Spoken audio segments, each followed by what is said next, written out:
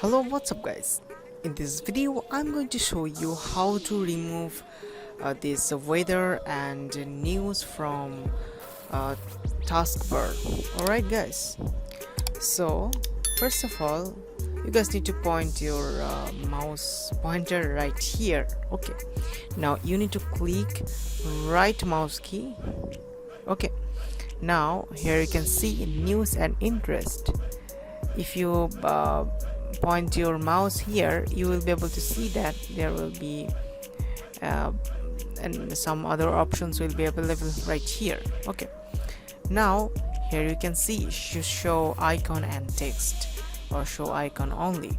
So here you can see it also turn off option.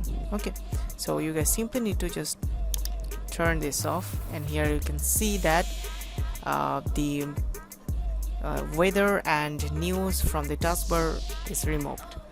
So this is how you can remove. So that is it. To get more tech related updates and tutorials and news, subscribe to 5 Minute Solution.